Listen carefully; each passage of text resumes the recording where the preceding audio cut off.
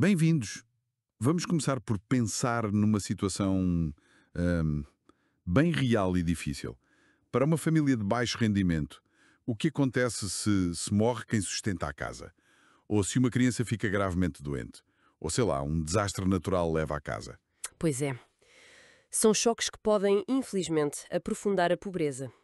E é precisamente aí que entra o microseguro, o nosso tema hoje. Microseguro, certo? Explica lá melhor o conceito. É basicamente uma ferramenta financeira. Foi desenhada a pensar especificamente em quem tem poucos recursos, né?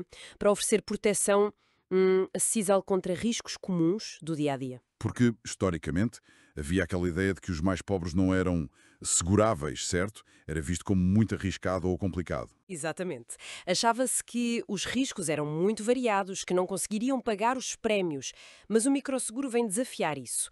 É tipo uma forma de financiamento pré-pago para esses riscos.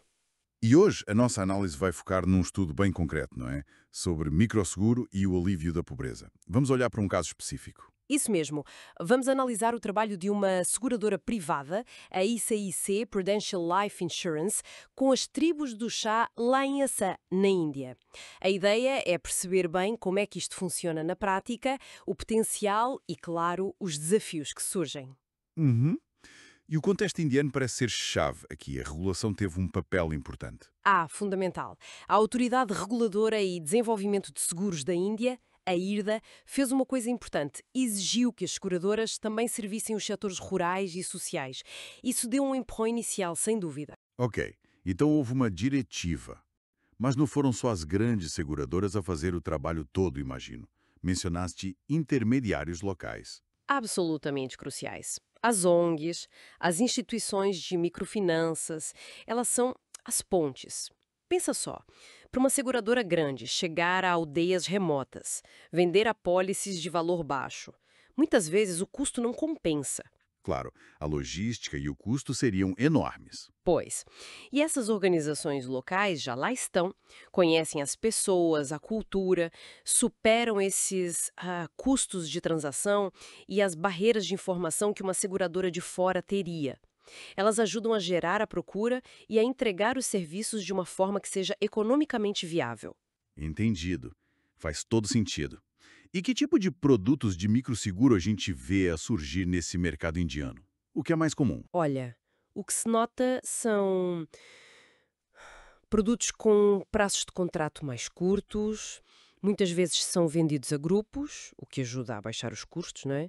O seguro de saúde também aparece, principalmente em modelos comunitários, embora ainda seja um osso duro de roer para as seguradoras formais entrarem a fundo. Ok, modelos comunitários.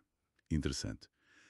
E mais alguma característica? Sim, vê-se também muitos produtos ligados a empréstimos, de microfinanças e, claro, novos canais de distribuição a serem testados, usando justamente essas ONGs, as IMFs, até bancos rurais.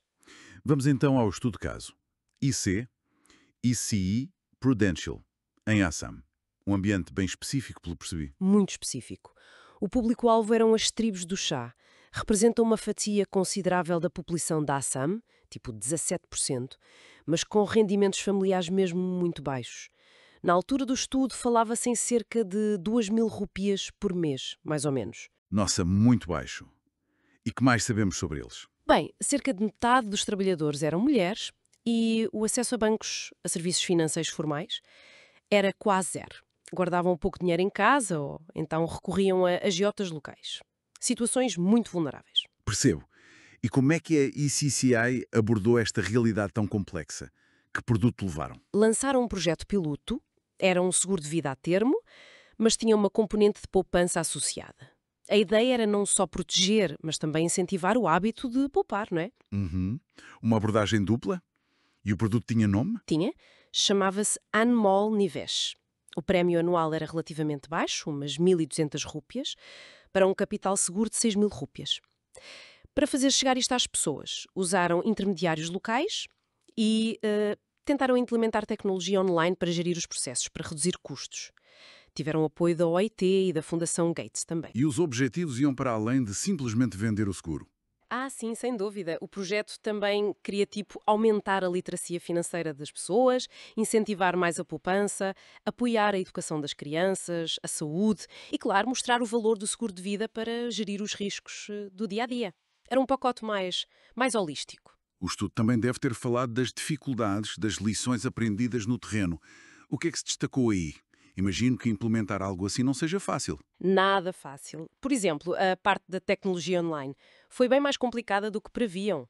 A infraestrutura nas zonas era limitada, né? Tiveram que repensar processos para manter os custos baixos. E na parte da sensibilização, de explicar o produto? E foi fascinante. Descobriram que tinham que ter muito cuidado com sensibilidades políticas locais e que certas abordagens, tipo peças de teatro de rua sobre temas relevantes para eles, alcoolismo, segurança no trabalho, funcionavam muito melhor do que, sei lá, folhetos ou palestras formais. Peças de teatro.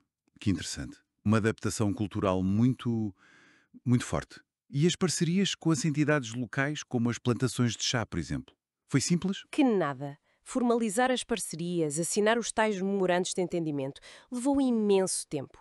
E coisas que parecem simples, como deduzir o prémio do salário dos trabalhadores nas plantações, revelaram-se um quebra-cabeças administrativo enorme. Percebo. Muita burocracia e adaptação. Muita.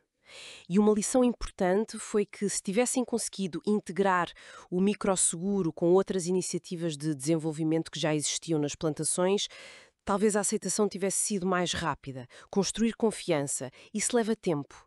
Não acontece de um dia para o outro. Então, resumindo, o microseguro parece ser uma abordagem promissora. Combina a lógica do mercado, a ciência dos seguros formais, com o conhecimento local, a confiança que vem dos intermediários informais. Exatamente essa a ideia. O caso indiano mostra bem o impacto da regulação e o papel essencial dos intermediários. E a experiência da ICICI, mesmo com recursos e apoio, ilustra não só o potencial da inovação tecnologia, parcerias, mas também as barreiras práticas, que são enormes. Barreiras como a logística, a adaptação cultural profunda que é necessária. E o tempo fundamental para construir confiança. Não se pode apressar isso.